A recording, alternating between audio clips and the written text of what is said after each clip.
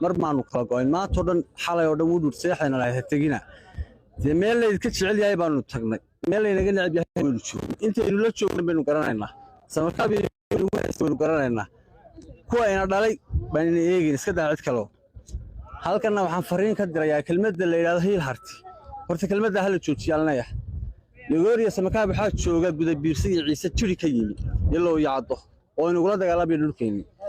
ciidan gaaraya ilaa dhowr iyo 20 askari ayaa si toos ah waxay uga soo goosteen ciidamada Soomaaliland waxayna isku soo dhiibeen ciidamada difaaca SSC kuwaasi oo sheegay in gabi ahaanba lagu haystay dulmi iyo waliba si arxan darra ah ay dadka u dili jireen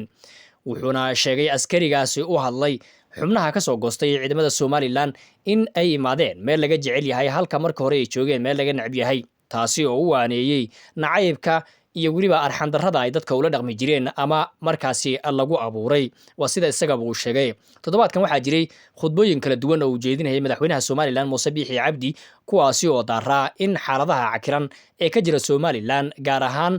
dagaalka dabada dheeraaday ee Sool iyo Sanaag iyo Caynba saameeyay haatanna ka bilowmay magaalada Boorame ee xarunta gobolka Awdal in loo baahan yahay in si degdeg ah arrinkaasi lagu xalliyo ama wax lagu qabto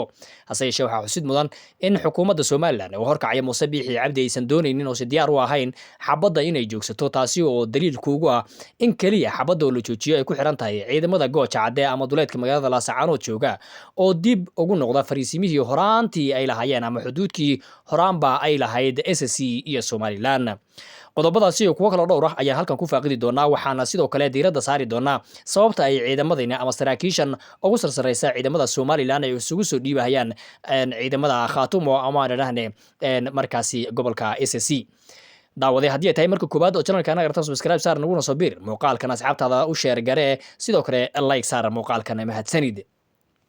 haddii aanu ku horeyno ciidamo ilaa dhowr iyo 20 gaaraya kuwaasi oo la sheegay in ay yihiin saraakiil sarsare ayaa waxa ay maanta isu soo dhiibeen ciidamada SSC iyagoo sheegay in gabi ahaanba aysan ka sii mid noqon doonin dib dambana aysan ugu noqon doonin ciidamada Soomaaliland ciidankan ayaa waxa uu isugu jira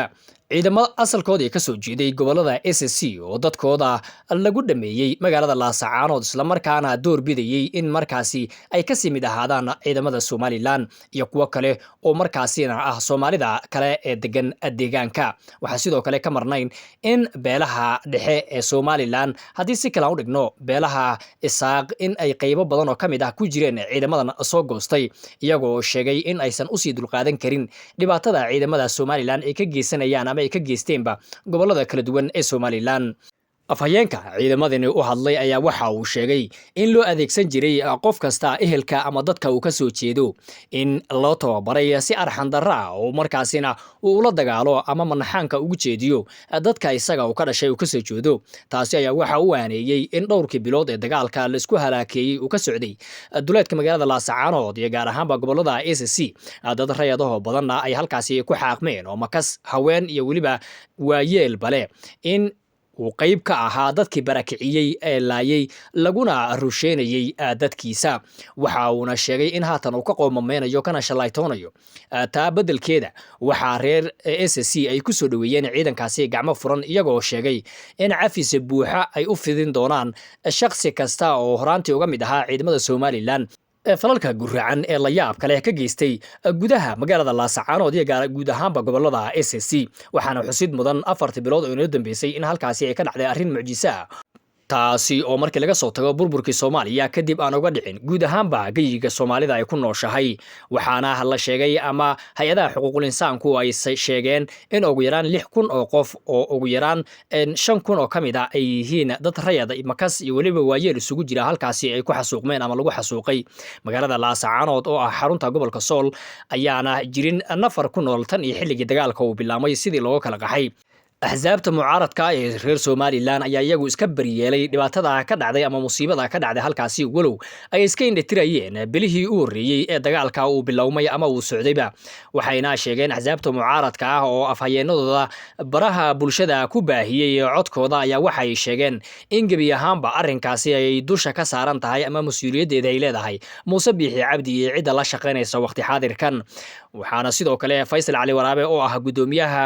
xisbiyada mucaaradka mucaaradka ayaa waxa uu sheegay in arrinkaasi ay beri ka yihiin iyaga xisbigooda iyo weliba mas-uuliyiinta sarsare ee mucaaradka Somaliland. dhanka kale madaxweynaha Somaliland Muuse Biixi Cabdi ayaa sidoo kale khudbadooyin u jeediyay wiigan gudihiisa oo ilaa dhowr ahaa ayaa waxa uu ku xusay in arrinkaasi ay si degdeg ah wax uga qaban doonaan waxaana la ogeyn sida uu hadalkiisaasi ula jeeday iyo waxa uu uga dan lahaa balse waxay u muuqatay in culays iyo weliba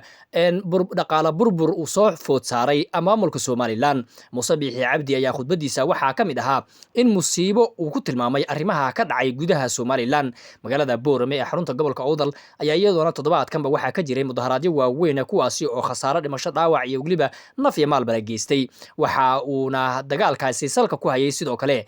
nin ka tirsan ciidamada Somaliland oo reer Boorama isla markaana arrimaha Boorama ama markaasi beelaha Boorama daga ka soo jeeda u dhaqdhaqaaqa ayaa waxay ciidamada Somaliland u geysteen dil toosa waxaana ay kaliya ay dhaheen waxaan ku qanci karnaa hadii aan ahay reer Boorame in gacan ku dhigliin ninkaasi dilay tiirka lagu soo xiro walow aysan cadayn sida askari reer Somaliland ah oo gacan ku dhigla tiirka loogu soo xiri doono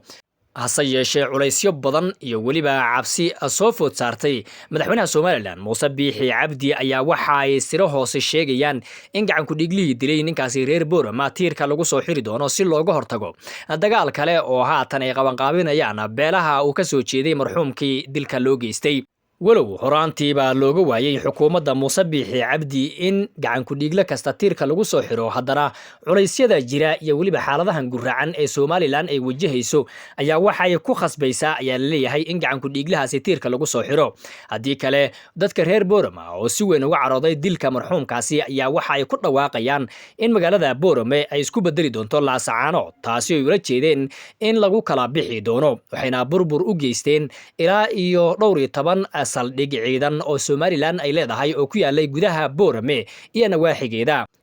iyagoo dadka rayidka ah wacad ku maray in aysan joojin doonin mudaharaadka iyo weliba burburinta saldhigyada ciidan ee Somaliland ilaa ay ka arkaan gacan ku dhiglihii wiilkooda dilay oo tiirka saaran waxayna ku dhawaaqayeen ama saadaashu ay ka dhigayeen in uu yahay hadraawigii Boorama in ay ciidamada Somaliland dileen taasi oo saadaasheedu u muuqata ay dhaheen in ay isku bedeli doonto Boorame Goojacade oo ila jeedeen in dagaalkii ka dhacay magaalada Laascaanood dilal badan oo horaan ay Somaliland ciidamada uga geysteen gudaha Laascaanood uga dambeyntiina dagaalka uu ka qarxay hadraawi